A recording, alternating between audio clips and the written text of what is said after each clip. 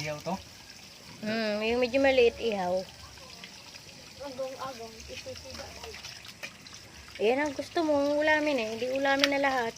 Ihaw, prito, full in na. Tatanggalan ng bituka to, Maya. Taba. Taba! Kuya? Tanggalan ng bituka to. Oo naman. Te? Oo. Yan yung iihawin. Lalagyan natin ng tanglad sa ibabaw.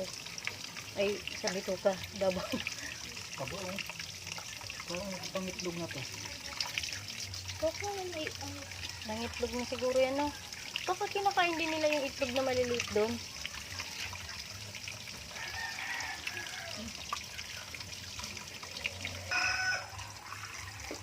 bakit tayo?